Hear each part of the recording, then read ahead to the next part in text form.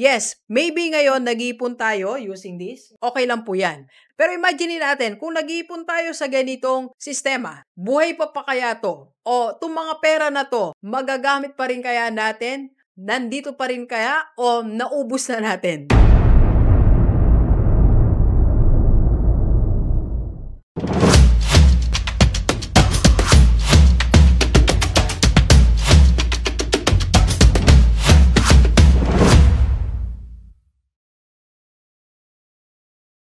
Okay, Delivers, sa lahat ng mga gustong makaipon sa future, ano nga ba yung iba pa nating option para pagdating ng talagang matanda na tayo, meron tayong pera na tutulong sa atin? Tandaan natin, pag tayo matanda na, ang senaryo, tingnan natin ang senaryo.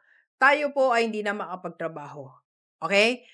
Tayo po ay mawawala na ng mga kasama sa buhay. Ibig sabihin, kung marami nakapaligid sa atin ngayon, mababawasan na yan pag tayo matanda na. Okay? Pangatlo, kabaligtaran ng naiisip natin na konti na lang gastos mo kasi matanda ka na, baligtad po. Pag tayo matanda na, mas malaki ang gagastusin natin. Kasi diyan na pumapasok ang mga iba't ibang uri ng sakit sa buhay natin, sa katawan natin. Diyan na papasok ang mga maintenance, diyan na papasok yung ating mga pa-check up, paggamot, punta dito, punta doon. So in other words, mas mataas ang expenses natin pag tayo matanda na. Kaya kailangan makaisip tayo ng alternative kung paano tayo makaipon. Yes, maybe ngayon nag-iipon tayo using this. Nag-iipon tayo ng ganito, okay lang po yan. Pero imagine natin, kung nag-iipon tayo sa ganitong sistema, buhay pa kaya to? O itong mga pera na to, magagamit pa rin kaya natin pag tayo'y matanda na? Nandito pa rin kaya o naubos na natin? Okay? So, pangalawa, kung tayo'y nag-iipon sa mga envelope, hanggang kailan tatagal yan? Matitiis ba natin na hindi gastusin ang mga yan? So, in other words, pag tayo nag-ipon, isipin natin, ano ba yung pwede kong gawin na sistema para makarating o umabot ang aking ipon hanggang dulo? Alam mo ba, ang good news, merong isang saving program scheme na pwede tayong tulungan abot hanggang pagtanda natin. That is availing sa Kaiser 3-in-1. Yes, at second good news, pwede kang mag-start kung ikaw ay 40 years old pababa with only 2,647 a month. Okay? So, paliwanag natin. Ano bang ibig sabihin ng 3-in-1?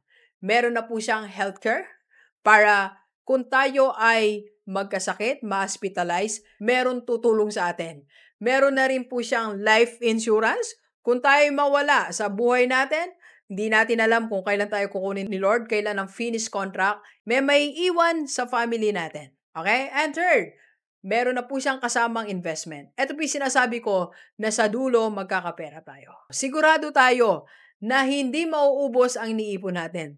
Sigurado tayo na hindi natin magagastos, hindi kukunin ng ibang tao ang ipon natin. Kasi nakatabi po yan para sa future natin. Okay? So, isang alternatibo para sure na meron kang pera sa pagtanda mo is Kaiser, ang kakampi natin. So, PM ka na ngayon dyan sa personal FB ni Doc. Ipapaliwanag namin sa'yo step by step kung paano ka matutulungan ng Kaiser sa pagtanda natin. At third good news po, pwede po yan kahit nasa abroad ka. Kahit saan bahagi ka ng Pilipinas para lang maka-avail. We can help you po. PM lang sa personal FB ni Doc. May alternatibo para makahipon hanggang dulo. Let's go, let's go. Kape po tayo, kape po.